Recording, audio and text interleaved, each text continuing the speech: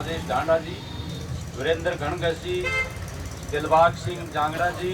मदन लाल सरोवा जी, विनोद सांगा जी और हमारे बीओ साहब करण सिंह शौराण जी, किसानों के संगठन के रामफल देसवाल जी और नरेंद्र घनघस जी, महिला समिति की संतोष देसवाल, सर्व कर्मचारी संघ के सुखदर्शन सरोवा जी, अध्यापक संघ के नेता महेंद्र जी, दैया जी और राजेश अग्रवाल जी और आशा वर्कर सुशीला बहन और तमाम बहनें और साथियों, सबसे पहले तो भाई हम जो जैसे साथियों ने बताया, लंबे संघर्ष में हमारे पीटीआई फिजिकल एसोसिएशन के साथी जो पेशेंस से, धीरज से, साहस से जो लड़े हैं, उनको मुबारकबाद देते हैं कि वो अपनी लड़ाई में सफल हुए हैं। और ये जो आंदोलन है, कोई भी आंदोलन है बहनों, साथियों, जनता की हमदर्दी उसके लिए बहुत जरूरी है। जब से पीटीआई हटाए हैं, हरियाणा में अगर सर्वे करा लिया जाए तो सरकार के हक में एक भी आदमी नहीं मिलेगा। सबकी सहानुभूति ये थी कि इन लोगों को हटाना गलत था। जिन्होंने अपॉइंटमेंट करी, गलतियां करी, उन लोगों के खिलाफ कार्रवाई करनी चाहिए थी। इन अध्यापकों की सर्विस को रेगुलर रखना चाहिए था। ये तमाम हरियाणा की जनता की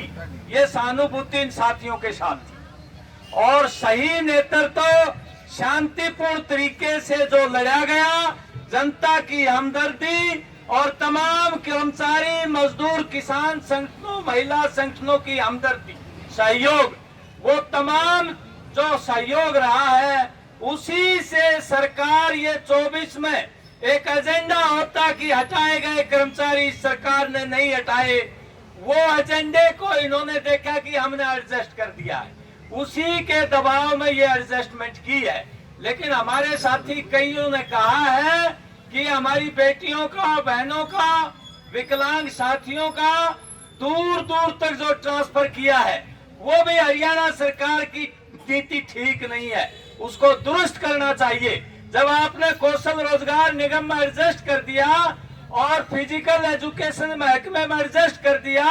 तो उनके ट्रांसफर भी नजदीक होने चाहिए, क्योंकि ज्यादा तनख्वाह नहीं है इसमें, एक घरेलू और इज्जत के लिए ये नौकरी मिली है, ताकि बच्चों का भविष्य भी ठीक रहे, हमारे साथियों की इज्जत भी बरकरार रहे। तो हरियाणा सरकार को इस पर पुनर्विचार करते हुए इस पर जो ने जरूर संज्ञान लेकर के इन साथियों का डिस्ट्रिक्ट में नजदीक एडजस्टमेंट करना चाहिए। ये हमारी मांग है तमाम संगठनों की तरफ से हरियाणा सरकार से। दूसरा, हमारे साथियों ने, कईयों ने कहा है,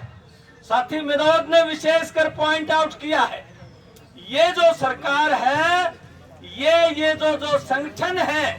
ऊपर से तो कॉरपोरेट की नीतियां लागू करती है सरकार, कॉरपोरेट के बहुत नजदीक है, बड़ी बड़ी कंपनियों, पूंजीपतियों के नजदीक की सरकार है, क्योंकि वही इसको सत्ता में ले आए थे। प्रचार करके मीडिया उनके पास है, अखबार उनके पास है, समाज में ओपिनियन बना करके वो बैठा देते हैं कि ये जीतेगा, ये देश का सुधार करेगा। और ये जो नीचे के संगठन है, जो साथी विनोद ने पॉइंट आउट किया, ये सरकार सांप्रदायिक ताकतों की, कॉरपोरेट की गठजोड़ की सरकार है।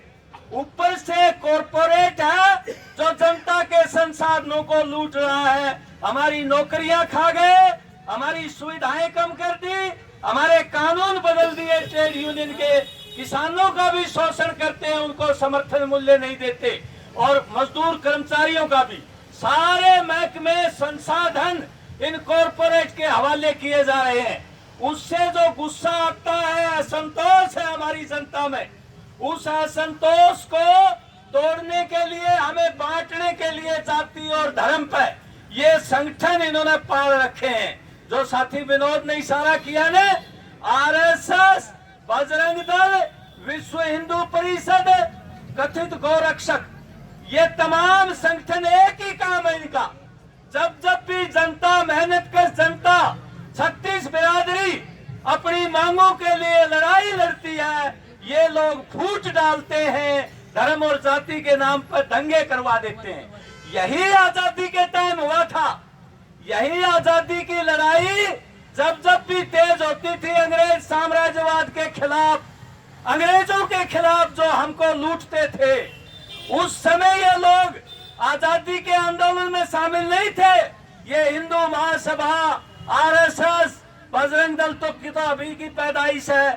ये अंग्रेज के साथ थे। मुस्लिम लीग थी एक, वो पाकिस्तान चला गया, अलग बन गया, वो मुस्लिम लीग वहां चली गई, बड़ी मुस्लिम लीग थी। ये मुस्लिम लीग